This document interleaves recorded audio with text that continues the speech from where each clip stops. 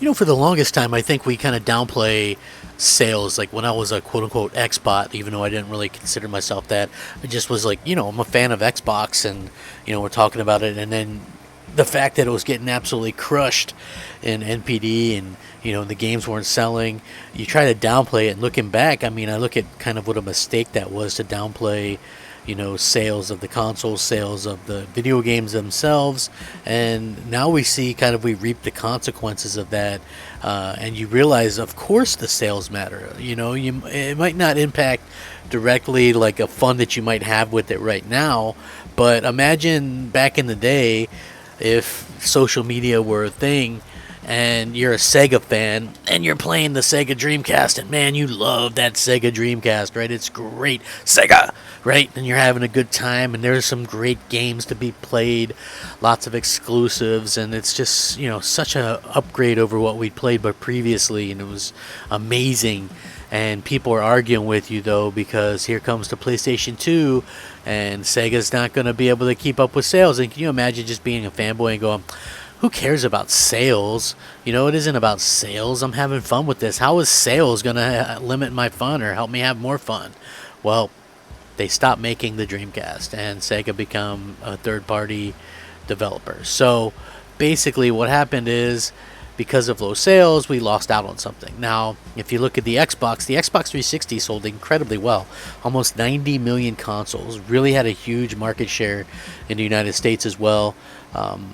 And they flubbed that badly with the Xbox One, no doubt. I mean, it really just flubbed completely. And not only did it flub, but the games flopped too. If we just look at things that actually kind of came out, Sunset Overdrive did like 1 million or less. You just have these games that didn't sell incredibly well. Even Halo, which traditionally is a huge franchise for Microsoft, did poorly. And you have people still commenting that sales don't matter, but clearly they do matter. And same thing with like Gears of War, which was one time my favorite franchise, and now it's like a situation where it's just basically a shell of its former self. So I do tend to kind of get a little bit annoyed by that kind of stuff, but I understand it. So the people that say stuff like, oh, well, sales don't matter, I mean, I just don't think you're being realistic about this stuff, because of course they matter, and of course if you don't sell a lot, you don't get more of that thing. People aren't going to take a chance on these things if you can't do a good job getting them out there and selling them. So with that being said, this is a very interesting thing because it's going more in lines with what I'm talking about. It is big for PlayStation 5, though, and I'm happy to see this happen. But I would love to hear you guys' input on it as well. What's up, everybody? It's me, Crapgamer, here with Crapgamer Reviews, back with another video. Thank you so much for checking it out. I really appreciate it. Thank you guys for rocking out with me. Have a fantastic day. All I ask is that you like the video. Pretty much that's it. That's basically how this works. I put in a lot of hard work on it and would definitely appreciate it. Anyway, with that being said, we know that Alan Wake Remastered just came out, and it is one of my all-time favorite games, and of course I am playing the remaster. One of the things that really kind of struck me with Alan Wake is we could have had an Alan Wake sequel at any time. Microsoft owned the publishing rights throughout the entire generation, last generation. They did eventually give them back up, but Remedy really wanted to make a second Alan Wake, and the ball was totally in Microsoft's court. Same thing with Quantum Break, by the way, which another game who did completely bad in terms of sales, and therefore not only did it do bad in terms of sales, but it also did bad in terms of just reception overall. And so that's another game we'll never get. Although the game was really good, I think that it could be better if they actually made the game not have the TV show involved. I understand why they did that originally, but obviously people prefer cutscenes and stuff like that. It really didn't do it any favors. But Alan Wake, did terrible. I was one of the ones that bought it day one on Xbox 360. Came out the same day as Red Dead Redemption, and I got to tell you what, I never looked back. I never even finished Red Dead Redemption 1 to this day. I mean, I think it's probably a fine game. I love the second part, but when it comes down to it, Alan Wake is much more my style. And this is interesting because Alan Wake Remastered hits the top 5 in the UK with 84% of the sales on PlayStation formats. Remedy's Alan Wake Remastered was never going to generate as much success as the likes of FIFA or Call of Duty, but a top 5 showing in the UK all format chart is definitely something worth celebrating for the cult horror title.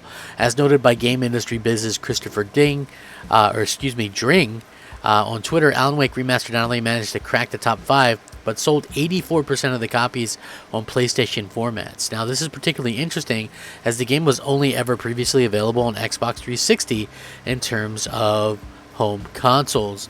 Now, obviously, Alan Wake is a very much narrative-driven game, and what's funny about it is that it's pretty clear that, from what we can tell, Remedy had high hopes for this game when it comes to PlayStation, being that it's a story-driven, narrative-based game, and that's basically what PlayStation fans really enjoy, and they enjoy, playing those type of games. But this, I know a lot of people try and downplay this, but it's just so interesting to me that it's at a time where we see, so much of the, gamers and stuff like that try to downplay what's going on with, these video games. So what's interesting also is, and I know you might go, oh, well, more people go digital. I mean, let's just face it, there's more PlayStations than there are Xboxes. And who's to say PlayStation fans aren't going digital? I mean, would be kind of ignorant to not think that. But anyway, another good instance is Far Cry 6 was at number 2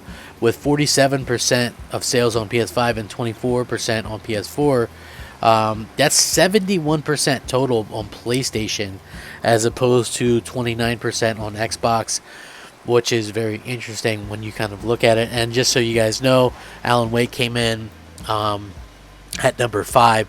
FIFA was number 1. Far Cry 6 was 2. Metroid Dread was 3. Mario Kart Deluxe was 4.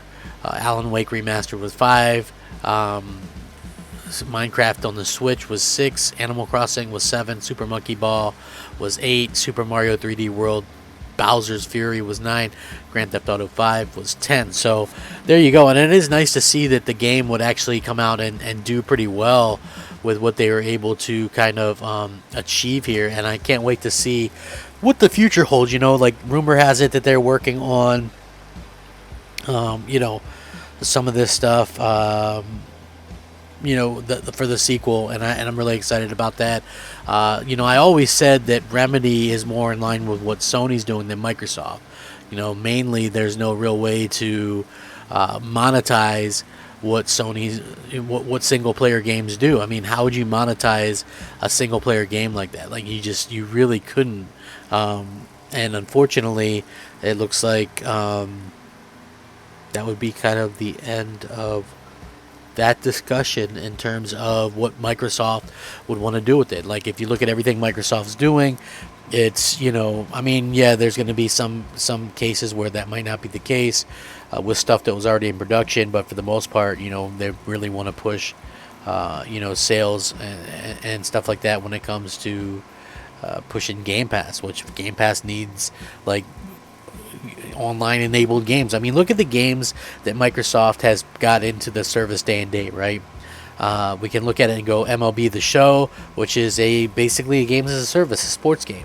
Oh, there's Outriders. You guys remember Outriders? I don't think anybody else does, but yeah, it's really interesting to see that that game kind of disappeared off the charts, but that's another online centered game. And so it's just one of those situations where we have this online-centered game, basically games as a service, and then you look at Back for Blood, and that's another one. It's you can't even get achievements or really play it solo. So, again, the games that they tend to stick to are online-enabled games, and then when you look at the stuff that they're making, you can tell the Halos, and that's going to be games as a service, and Forza's games as a service, and Gears is games as a service, Redfall's games as a service. The stuff that they're doing, Contraband, is going to be games as a service. Everything is basically games as a service. Everwild, if that game ever comes out, games as a service.